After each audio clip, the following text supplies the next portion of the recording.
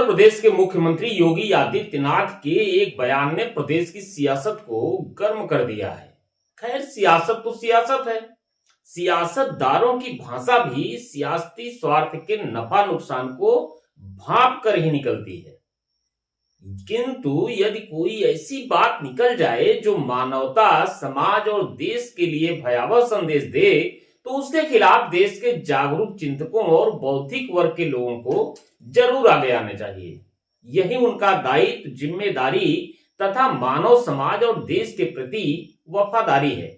लोगों को अब उन्हीं से उम्मीदें हैं। सियासतदार चाहे जिस दल के हों, उनकी सत्ता लोलुपता ने उन्हें सभ्य समाज की नजरों से गिरा दिया है। वक्त सियासी शगुफे पर सियासती जवाब सुनने का नहीं, बल्कि सत्ता के लिए मानवता, समाज और देश हित को नजरअंदाज करते चले आ रहे सियासतदानों की हकीकत जनता के सामने बेपर्दा कर देने का है। नमस्कार, मैं हूं हरीश सिंह और आप देख रहे हैं ह्यूमन टुडे। यदि आपने मेरा चैनल अभी तक सब्सक्राइब नहीं किया है तो कृपया सब्सक्राइब अवश्य कर लें, क्योंकि हम मुद्दों की बात करते हैं। हुआ यह कि अपने एक कार्यक्रम के दौरान मुख्यमंत्री योगी आदित्यनाथ ने सनातन धर्मावलंबियों के लिए एक बड़ी बात बोल दी। योगी ने कहा कि बटोगे तो कटोगे। योगी के यही दो शब्द देश की सियासत में नया भूचाल ला दिया है। मौका हाथ लगते ही सपा प्रमुख अखिलेश यादव समेत असदुद्दीन ओवैसी आदि ने योगी के बहाने भाजपा को घेरना शुरू कर दिया। अमूमन योगी का वह शब्द हिंदुत्व और सियासत को लेकर भले ही उनके हिंदूवादी छवि के अनुरूप रहा हो, किंतु उसमें छिपा संदेश किसी संवैधानिक पद पर बैठे व्यक्ति के लिए कहीं से भी उचित नहीं कहा जा सकता। हालांकि योगी ने उक्त बयान देश को सर्वोच्च रख कर दिया था, किंतु उसमें छिपे निहितार्थ ने विपक्षियों को शब्द बाण छोड़ने का मौका दे दिया। श्री कृष्ण जन्माष्टमी के दिन मथुरा में भगवान श्री कृष्ण का पूजन दर्शन कर लौटे मुख्यमंत्री वीर दुर्गादास राठौर की प्रतिमा अनावरण कार्यक्रम में पहुंचे और वहां अपने उद्बोधन में कहा कि राष्ट्र से बढ़कर कुछ भी नहीं हो सकता। यह कब होगा जब हम सब एक रहेंगे। हम बटेंगे तो कटेंगे। उन्होंने बतौर उदाहरण बांग्लादेश में हो रही हिंदू विरोधी घटनाओं की तरफ भी संकेत किया। मुख्यमंत्री योगी आदित्यनाथ की हर बातों में सियासती नफा नुकसान की ताक में बैठे विपक्षियों के अग्रणी मुखर सपा प्रमुख अखिलेश यादव ने अपना दोहरा तीर चला दिया। अपनी प्रतिक्रिया में अखिलेश यादव ने कहा कि मुख्यमंत्री योगी प्रधानमंत्री बनने का सपना भले ही देख रहे हों, किंतु वे प्रधानमंत्री नहीं हैं। बांग्लादेश का नाम लेकर उन्होंने प्रधानमंत्री होने का ही संकेत दिया है। अखिलेश की यह टिप्पणी प्रधानमंत्री नरेंद्र मोदी और मुख्यमंत्री योगी आदित्यनाथ के बीच कुछ कर देने की चाल मानी गई, जो विगत माह योगी और उनकी सरकार के दोनों उप मुख्यमंत्रियों के बीच अफवाह के रूप में फैलकर विपक्षियों को मौका दे रही थी। अखिलेश यादव ने एक बात और कही कि सरकार का काम समाज से भय समाप्त करना है, भय पैदा करना नहीं। योगी के बयान पर अखिलेश यादव का यह दूसरा तीर था, जो वर्ग विशेष के लोगों में सपा प्रेम को दर्शाता था।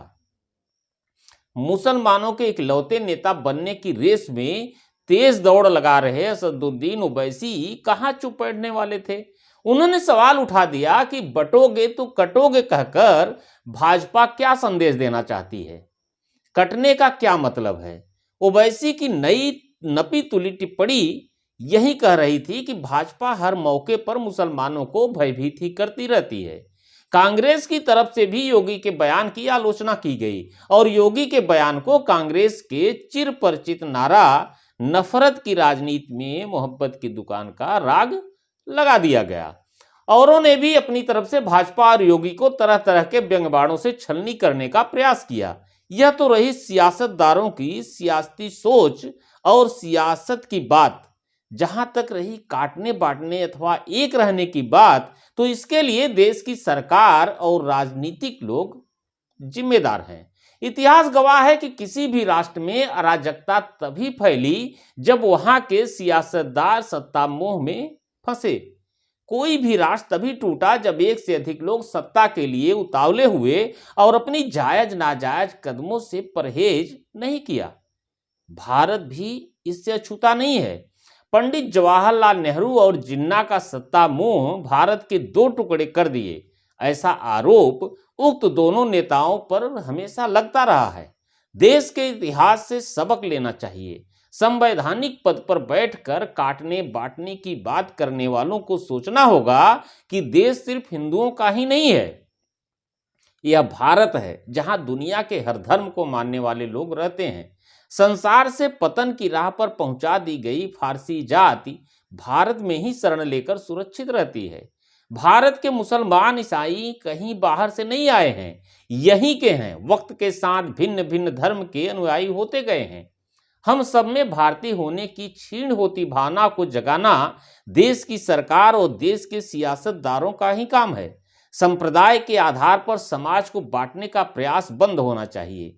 जाति पाति छोटा बड़ा की राजनीति समाप्त होनी चाहिए, जो इन दिनों देश की हर राजनीतिक पार्टियां कर रही हैं। यही कारण है कि लोगों का विश्वास देश के राजनीतिक दलों और राजनीतिक लोगों से उठता चला जा रहा है। समाज में नेता सबसे चिढ़ अच्छी तरह सुनी जा रही है। इसके पीछे अधिकतर सियासतदारों का हर उन आरोपों में घिरना है जो घिनौने से घिनौने लेकर जघन्य अपराधों की श्रेणी में आता है। देश में सौहार्द, प्रेम, भाईचारा और राष्ट्रीय एकता के लिए देश के चिंतकों, बौद्धिक लोगों, हर उन लोगों को आगे आना चाहिए जो देश और देश के लोगों से प्रेम करते हैं। देश एक और विघटन, खून खराबा अथवा आपसी संघर्ष का शिकार हो, इसके पूर्व ही सभी सियासतदारों को अपने बयान पर भी रोक लगाना होगा। आज की सियासत हिंदू मुस्लिम जात यगड़ा पिछड़ा पर आधारित हो चुकी है। सबसे अफसोस की बात तो यह है कि आम जनता सियासतदारों के फैलाए गए इस दुष्चक्र में खुद ब खुद फंसती चली जा रही है। आज के लिए बस इतना ही। आप देखते रहिए ह्यूमन टुडे। धन्यवाद, नमस्कार।